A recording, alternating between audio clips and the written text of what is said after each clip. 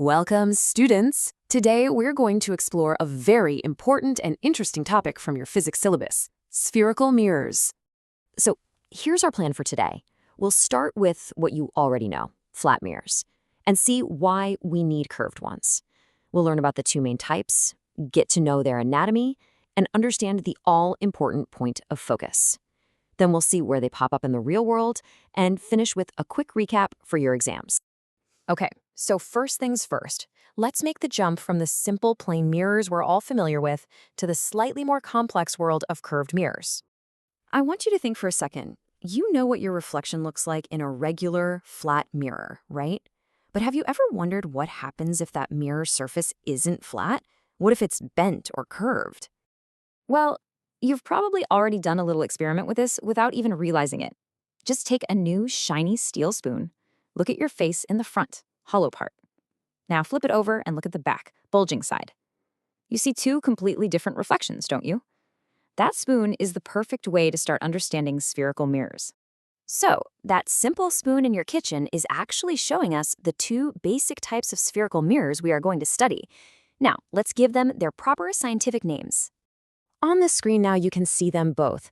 The one on the left, where the shiny surface is curved inwards, that's a concave mirror. And the one on the right, where the surface bulges outwards, that's a convex mirror. So here's the most important difference, and a really easy way to remember it. A concave mirror is curved in, just like a cave. See? Concave? Cave. And a convex mirror bulges out. Just think of that spoon again. The cave side is concave, and the bulging back side is convex. Simple as that. Now, to really understand how these mirrors work, we have to learn their language. There are a few key terms we need to know that describe the different parts of a spherical mirror. This is really important, so let's go through them one by one. Let's start with the most basic point, the pole. The pole is simply the geometric center of the mirror's reflecting surface. We use the capital letter P to mark it. Look here at the diagram. You can see the point P marked right in the middle of the curved surface. Think of it as the exact center point, right there on the mirror itself. Okay, for this next one, use your imagination. Picture a huge, hollow ball of glass. Our mirror is just a small piece that we've cut from that ball. The center of that original big sphere is what we call the center of curvature, or C. Now, it's very important to remember this. The point C is not on the mirror. It's outside it. And this is a really key difference between the two mirrors. For a concave mirror, because it curves inward, the center of curvature C is in front of it. But for a convex mirror, which bulges out, the center of curvature C is actually located behind the mirror. This one is quite simple. The distance from the pole, P, all the way to that center of curvature C is the radius of our imaginary big sphere. So we call this distance the radius of curvature, and we label it with a capital R. So we have two very important points now, the pole, P, and the center of curvature, C. What happens if we draw a straight line that goes right through both of them? Well, that imaginary line is called the principal axis. You can see it very clearly in this diagram. The principal axis is like the main reference line for our mirror. It's the central line that everything else is measured from. It passes straight through P and C and extends out on both sides. All right, we've learned all the parts. Now let's get to the really interesting bit. What happens when light hits these mirrors? Let's see how they behave when parallel light rays, say from a distant object like the sun, strike their surface. This is where a concave mirror shows its special property. When parallel rays of light hit it, the mirror reflects them all inwards, causing them to meet or converge at one single point on the principal axis. This special point is called the principal focus, and we mark it with a capital F.